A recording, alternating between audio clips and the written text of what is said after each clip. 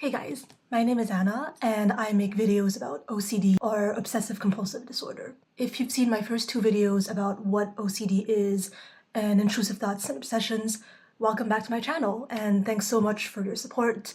I really appreciate it. If this is your first time here, nice to meet you. Make yourself comfortable, get some tea or hot chocolate, maybe even put on a face mask, because this is a place to unwind while I talk to you about a crippling mental illness.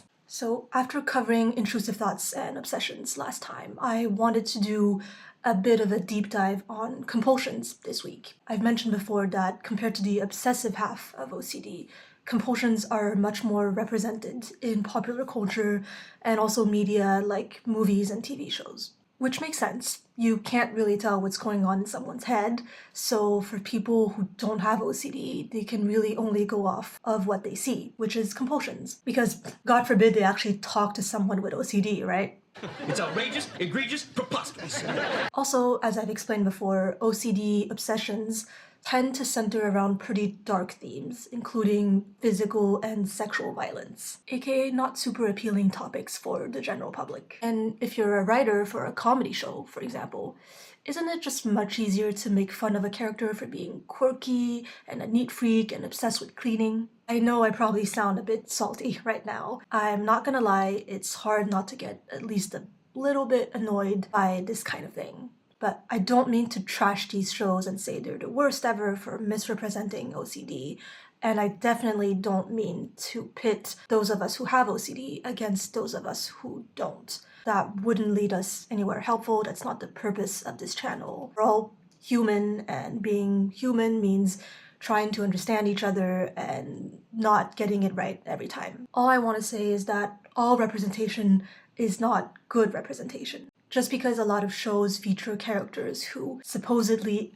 act like they have OCD doesn't mean that OCD compulsions are generally well understood. Also, side note, many of the fictional characters who've come to be associated with OCD today actually show more symptoms of OCPD, which is obsessive-compulsive personality disorder. And despite its name, this condition is actually very different from OCD on a lot of fronts. If you're interested in seeing a video about the difference between OCD and OCPD, please leave a comment about it because it is a very interesting topic that can also be very confusing at times.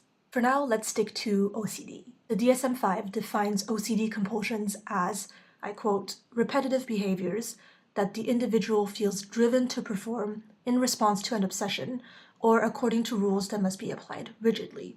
These behaviors will be aimed at preventing or reducing anxiety, distress, or preventing some dreaded event or situation. These behaviors are also not connected in a realistic way with what they are designed to neutralize or prevent, or are clearly excessive. And among these repetitive behaviors, it cites hand-washing, ordering, checking, and also praying, counting, repeating words as common examples of compulsions. Out of those six, my most common compulsions probably include ordering, checking, counting, and repeating words. I remember one of my first compulsions was having to arrange my shoes in a specific way every time I came home from school. Checking can take many forms, like going on the internet and treating Google as your own personal oracle. It can also look like constantly asking a family member or a friend for some form of reassurance.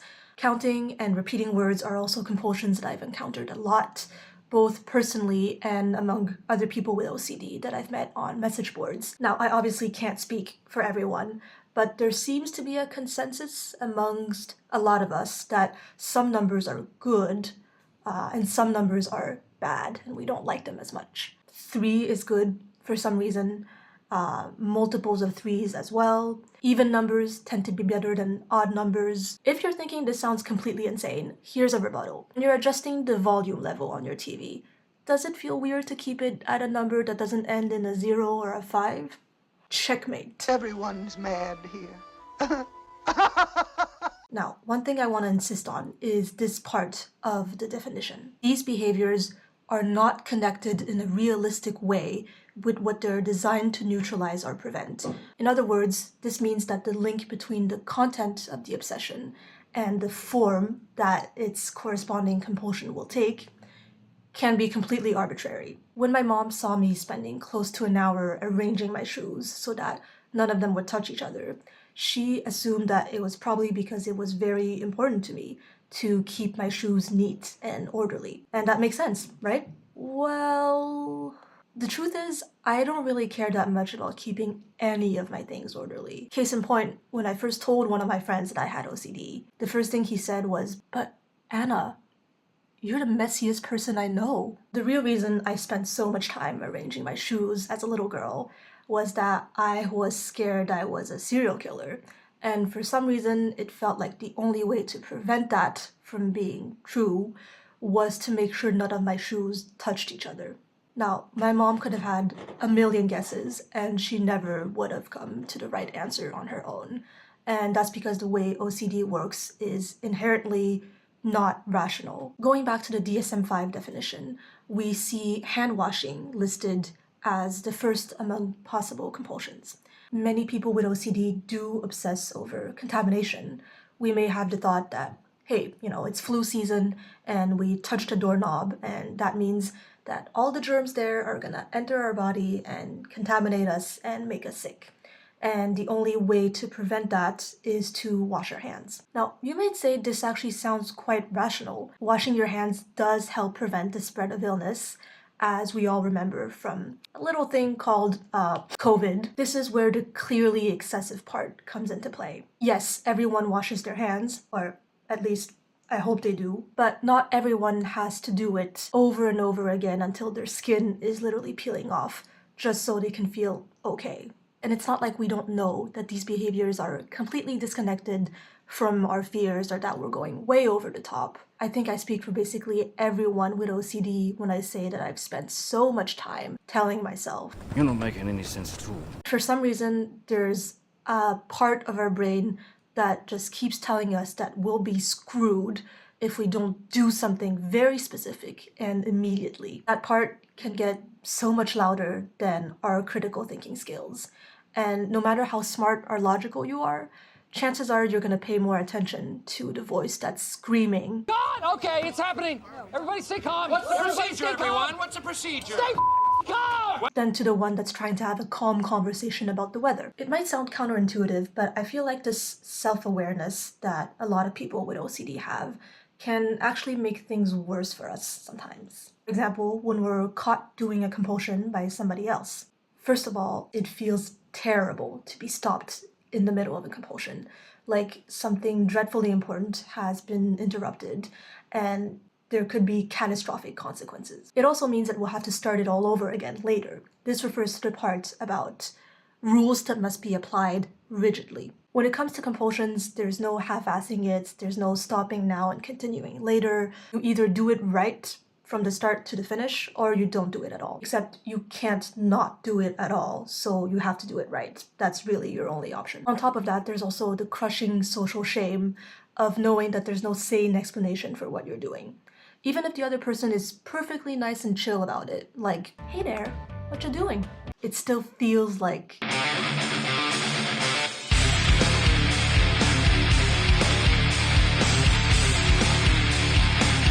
This just in. Here goes that weirdo girl doing weird shit again. Now what the hell is wrong with her? More on that story at 5. This is why I'm sometimes thankful that not all compulsions are visible. Sometimes, instead of being caught doing something repetitive that definitely doesn't look natural, I'll just be caught staring off into space with a weirdly intense expression on my face for no good reason. But wait a minute, Anna. Didn't you say that compulsions are the visible part of OCD? Haven't you been talking this whole time about how that's why they're more represented? Congratulations for paying attention. Here's a gold star. It's true that when most people talk about OCD compulsions, they mean visible rituals like the ones that I've mentioned before. But on top of these visible and repetitive behaviors, the DSM-5 also includes mental acts as possible compulsions. And things like praying, counting, or repeating words to yourself actually fall in that rubric. Yes, compulsions can also take place in your head, and ergo, they can be invisible as well. So it would be really a big mistake to try to divide OCD into these two parts where everything invisible is mental and an obsession, and everything visible is physical and a compulsion. That's not how it works. But these mental and invisible compulsions are the reason why you might have heard the term pure O OCD thrown around. Now, pure O is a non-clinical term that some people use to refer to a subtype of OCD that involves mainly obsessive thoughts and intrusive thoughts. But because of this name, pure O, many people have been led to believe that this is a kind of OCD that involves just obsessions and not compulsions. Since then, a lot of specialists of OCD have actually pushed back very strongly against using this term pure O, and they say it's a misnomer because it involves mental compulsions, which are still compulsions, even if you can't see them. They serve the same purpose of neutralizing obsessions, they follow the same logic, and they can cause just as much distress as physical rituals. Now, some people who have OCD still use the term puro to describe their experience, and that's their prerogative.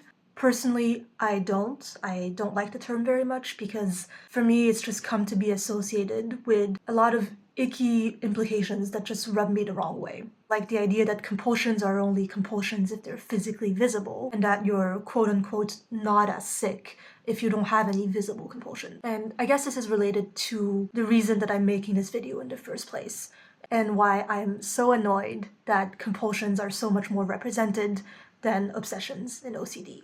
With OCD, as with so many other mental illnesses, there's a disproportionate amount of attention being paid to visible behavioral symptoms, as if they're the only proof that someone's suffering is real, when the truth is that some people can get very, very good at hiding their symptoms to the point where no one is even suspecting how much pain they're actually in. And to be honest, for me, it feels kind of close to the mindset that dismisses mental illnesses altogether. Don't worry about it, it's all in your head. Yeah, I know.